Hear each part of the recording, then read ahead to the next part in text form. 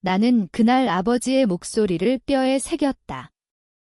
집세 내라. 안 그러면 당장 나가. 그가 문을 쾅 닫으며 던진 말 한마디. 나는 아무 대꾸도 하지 않았다. 대꾸할 가치가 없었다.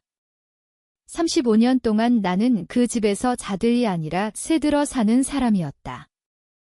어머니가 암으로 죽은 뒤 12년. 아버지는 어머니 장례식 다음 날부터 술병을 손에 놓지 않았다. 어머니가 평생 모은 돈으로 산 강남 32평 아파트. 그게 아버지에게는 그냥 자산일 뿐이었다. 나는 대학교 졸업 후 바로 취업해서 월급의 절반을 집으로 보냈다. 아버지는 그걸 당연하게 받았다. 그러다 어느 날부터 집세라는 이름을 붙였다. 매달 50만 원 내가 보내는 돈 외에 추가로. 너도 어른이잖아. 공짜로 살 수 있나? 그는 그렇게 말했다. 눈 하나 깜짝하지 않고. 나는 웃었다. 속으로. 웃지 않으면 미칠 것 같았다. 실은 웃을 상황이 아니었다. 회사가 구조조정을 시작했다. 내가 다니던 중소 IT 기업이 적자에 허덕이면서 월급이 밀리더니 결국 나를 포함한 30%를 잘랐다. 실업급여 받으며 구직 사이트만 들여다보는 나날. 아버지에게는 그 사실을 숨겼다. 숨길 필요가 있었다. 말하면 쓸모없는 놈 소리 들을 게 뻔했다. 그런데 돈이 밀리자 아버지는 바로 본색을 드러냈다. 처음엔 전화로 재촉하더니 결국 그날 저녁 문 앞에서 고함을 질렀다. 이웃들이 문을 살짝 열고 내다보는 게 느껴졌다. 부끄러웠지만 그 부끄러움조차 익숙했다. 나는 가방 하나 챙겨 나왔다. 옷 몇 벌과 노트북. 그게 전 재산이었다. 아버지는 문을 잠갔다. 열쇠는 이미 바꿨다고 했다. 나는 엘리베이터를 기다리며 생각했다. 이제 끝났구나. 고시원으로 갔다.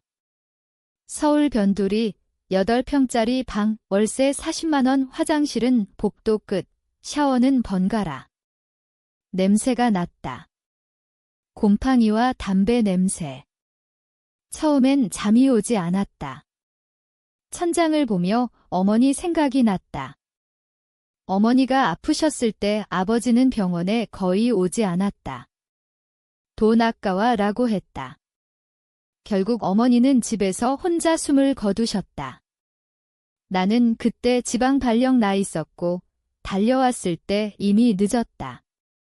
그 후로 나는 아버지를 원망하면서도 돌봤다. 왜였을까? 혈육이라는 이유 때문이었을까? 아니면 어머니가 남긴 마지막 말 때문이었을까? 내 아버지 좀 봐줘라. 그 한마디가 12년 동안 나를 묶었다. 이제 그 사슬이 끊어졌다. 고시원에서 보낸 첫날 밤, 나는 울지 않았다. 대신 계획을 세웠다. 살아남아야 했다. 살아남아서 언젠가 이 모든 걸 갚아줘야 했다. 고시원 생활은 지옥이었다. 아침에 눈 뜨면 옆방 남자의 코 고는 소리, 밤에는 위층 싸움 소리. 밥은 컵라면 아니면 편의점 도시락. 그래도 이를 악물었다. 구직 사이트에 이력서를 수십 군데 넣었다. 면접 보러 다니면서도 아버지 생각이 났다. 그 집에서 혼자 TV 보며 맥주 마시고 있을 아버지. 한 달 뒤, 운 좋게 재취업했다. 강남 부동산 개발회사 중급 직원으로. 월급은 이전보다 높았다. 부동산은 그때 호황기였다. 나는 일을 배우는데 집중했다. 계약서 읽는 법, 시행사와의 협상, 세금 구조. 밤늦게까지 사무실에 남아 자료를 봤다. 동료들은 나를 미친놈이라고 불렀다. 나는 웃었다. 미치지 않으면 버틸 수 없었다. 가끔 아버지에게서 전화가 왔다. 처음엔 돈 달라고 했다. 나는 100만 원 보냈다. 그 뒤로는 연락이 뜸해졌다. 나는 일부러 연락하지 않았다. 대신 멀찍이서 지켜봤다. 같은 동네 부동산 카페에 가입해서 아버지 집 주변 소식을 살폈다. 아버지가 동네 슈퍼에서 외상으로 술 사 먹는다는 얘기, 밤늦게 귀가한다는 얘기. 2년이 지났다. 나는 승진했다. 팀장이 됐다. 월급이 2배로 뛰었다. 고시원을 나와 원룸으로 이사했다. 여전히 검소하게 살았다. 돈을 모았다. 이유는 하나였다. 언젠가 그 집을 손에 넣기 위해. 그러던 어느 날 옛 동네 친구를 만났다. 변호사였다. 술 한잔하며 옛날 얘기가 나왔다. 어머니 얘기, 장례식 얘기. 그가 조심스럽게 물었다. 너희 어머니 유언장 있었던 거 알지? 나는 멈칫했다. 무슨 소리야? 공증 유언장. 집을 너한테 남긴다고. 내가 그때 어머니 도와드린 적 있어? 아버지가 알면서도 숨겼을 거야. 그 순간 모든 게 맞춰졌다. 아버지가 왜 나를 새들어 사는 사람 취급했는지, 왜 어머니 죽은 뒤에도 집을 팔지 않았는지. 그는 그냥 그 집에서 편하게 살려고 했던 거다. 나를 이용하면서. 나는 그날 밤 잠을 이루지 못했다. 분노가 치밀었다. 동시에 두려웠다. 이제 어떻게 해야 하나, 그냥 잊고 살까? 아니면 나는 잊지 않기로 했다. 변호사 친구의 말을 확인하는데 1달 걸렸다. 공증사무소 기록을 찾았다. 분명히 있었다. 어머니가 안말기 때 작성한 유언공증. 재산 전부를 장남 이민재에게 상속. 아버지는 그걸 알면서도 12년 동안 나를 속였다. 나는 바로 행동에 나서지 않았다. 서둘렀다가는 실패할 수도 있었다. 대신 아버지를 관찰했다. SNS에 가입한 아버지의 계정을 찾았다. 늦게나마 스마트폰을 배웠다. 사진을 올렸다. 술집에서 찍은 사진, 경마장 사진. 도박에 빠져 있었다. 나는 익명으로 아버지 주변 사람들에게 접근했다.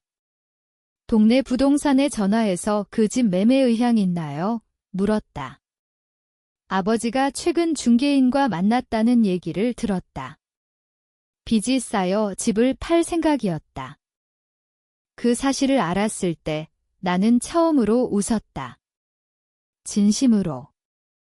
이제 때가 됐다. 변호사 친구와 상담했다. 유언공증은 법적 효력이 강하다. 아버지가 부당하게 점유하고 있다는 소송을 내면 승소 가능성이 높았다. 다만 시간이 걸릴 수 있고 가족 소송이라 주변 시선이 곤란할 수 있었다. 나는 망설였다. 1달 동안 밤마다 생각했다. 어머니 얼굴, 아버지가 어머니 병간호 안 한 날들, 내가 보낸 돈, 집셀 나는 말, 그리고 그날 문 앞에서의 고함. 망설임은 사라졌다. 대신 차가운 결심만 남았다. 소장을 제출했다. 아버지는 소환장을 받고 연락했다. 처음으로 목소리가 떨렸다. 민재야, 이게 무슨 짓이냐? 나는 담담하게 답했다. 법대로 하는 겁니다. 그는 욕을 했다. 협박했다. 내 어머니가 보면 뭐라 하겠나. 나는 웃었다. 어머니가 보신다면 아버지를 먼저 욕하셨을 겁니다. 재판은 8개월 걸렸다. 아버지는 변호사를 선임했다. 돈이 어디서 났는지 모른다. 아마 대출. 증인 신청도 했다. 친척들 몇이 나와서 아버지가 불쌍하다고 했다. 나는 증거만 냈다. 유언공증, 어머니 병원 기록, 내가 보낸 송금 내역. 법원은 내 편이었다. 집 소유권 이전 판결. 판결이 난 날, 아버지는 법정에서 나를 노려봤다. 눈이 충혈돼 있었다. 나는 눈을 피하지 않았다. 오히려 똑바로 봤다. 그 눈빛에 35년의 고통을 담았다. 집 열쇠를 받았다. 12년 만에 처음으로 내 집이라는 느낌이 들었다. 들어가 보니 엉망이었다. 빈 술병, 담배 관련, 먼지. 아버지는 이미 짐을 챙겨나갔다. 어디로 갔는지는 몰랐다. 나는 바로 매매에 나섰다.